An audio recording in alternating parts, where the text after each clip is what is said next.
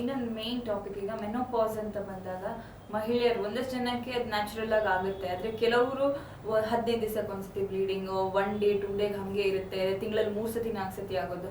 ಡಾಕ್ಟರ್ನ ಕನ್ಸಲ್ಟ್ ಮಾಡಿದ್ರೆ uterus removal ಮಾಡಬೇಕು ಅಥವಾ ಬಯೋಪ್ಸಿ ಮಾಡಬೇಕು ಇದೆಲ್ಲ ಹೇಳ್ತಾರೆ. ಸೊ ನೀವೇನು ಸಜೆಷನ್ ಕೊಡ್ತೀವಿ?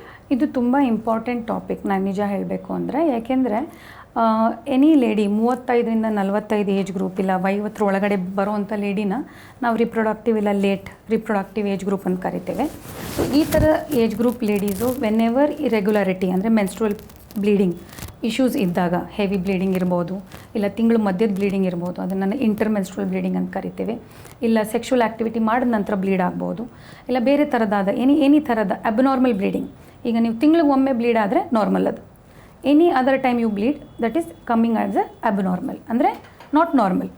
ಸೊ ಈ ಥರ ಸಿಚುವೇಷನಲ್ಲಿ ಡಾಕ್ಟ್ರನ್ನ ಹೋಗಿ ಭೇಟಿ ಮಾಡಿ ತಮ್ಮ ಟೆಸ್ಟು ಇನ್ವೆಸ್ಟಿಗೇಷನ್ಸು ಎಲ್ಲ ಮಾಡಿಸ್ಕೊಳ್ಳೋದು ತುಂಬ ಮುಖ್ಯ. ಏಕೆಂದರೆ 90% of the time benign conditions ಅಂತೀವಿ, ಸಣ್ಣ ಪುಟ್ಟ ಕರೆಕ್ಟೇಬಲ್ ರೀಸನ್ಸ್ಗೆ ಈ ಥರ ಸಮಸ್ಯೆಗಳಿರುತ್ತೆ. ಹಾರ್ಮೋನಲ್ ಇರ್ಬೋದು, ಸಣ್ಣ ಪುಟ್ಟ ಸಮಸ್ಯೆಗಳು ಪಾಲಿಪ್ಸ್ ಥರ ಇರ್ಬೋದು, ಇಲ್ಲ ಫೈಬ್ರಾಯ್ಡ್ಸ್ ಇರ್ಬೋದು, ಗಡ್ಡೆಗಳಿರ್ಬೋದು, ಕೆಲವೊಮ್ಮೆ ಅಡಿನೋಮಯೋಸಿಸ್ ಅಂತೀವಿ. ಹಲವಾರು ಕಾರಣಗಳಿಂದ ಲೇಡೀಸ್ಗೆ ಈ ಥರ ಬ್ಲೀಡಿಂಗ್ ಇರ್ಬೋದು. ಬಟ್ ಇಂಪಾರ್ಟೆಂಟ್ ಫಾರ್ ಅಸ್, ತುಂಬಾ ಇಂಪಾರ್ಟೆಂಟ್ ಅಂದರೆ 10% of the cases which is kind of malignancy ಅಂತ ಕರಿತೀವಿ. ಅಂದರೆ ನಿಮ್ಮ ಗರ್ಭಚೀಲದ ಕ್ಯಾನ್ಸರ್ ಅಂತ ಏನು ಕರಿತೀವಿ, ಅದು ಚೇಂಜಸ್ ಆದ ನಂತರ ಗರ್ಭಚೀಲದಲ್ಲಿ ಕ್ಯಾನ್ಸರ್ ಆಗಿ ಕನ್ವರ್ಟ್ ಆಗುತ್ತೆ.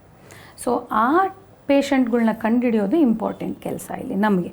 ಸೊ ಹಾಗಾಗಿ ಕೆಲವೊಮ್ಮೆ we advise biopsy for few patients, we advise hysteroscopy for few patients as uterus removal.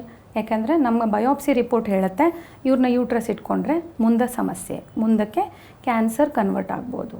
ಆ ಥರ ರಿಪೋರ್ಟ್ ನಮ್ಮಲ್ಲಿ ಬಂದಾಗ ಆಬ್ವಿಯಸ್ಲಿ ನಮ್ಮ ಸಜೆಷನ್ ವಿಲ್ ಬಿ, ನಿಮಗೆ ಗೊತ್ತು ಮುಂದಕ್ಕೆ ಇದು ಕನ್ವರ್ಟ್ ಆಗುತ್ತೆ ಅಂತ, ಸೊ ಹಾಗಾಗಿ ಗರ್ಭಚೀಲ ತೆಗೆಸ್ಕೊಂಡ್ಬಿಡೋದು ಉತ್ತಮ ಅಂತ ಹೇಳ್ತೀವಿ.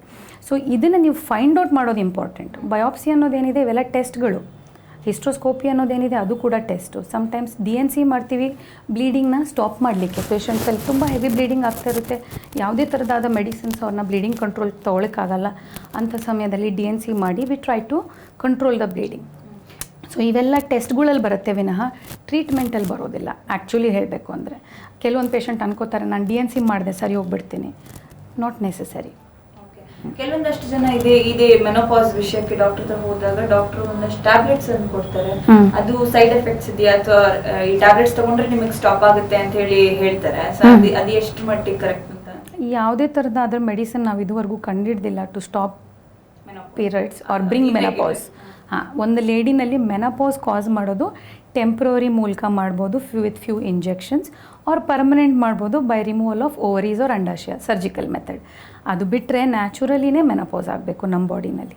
ಯಾವುದೇ ಥರದಾದ ಟ್ಯಾಬ್ಲೆಟ್ಸ್ ಆಗಲಿ it cannot bring menopause to any lady.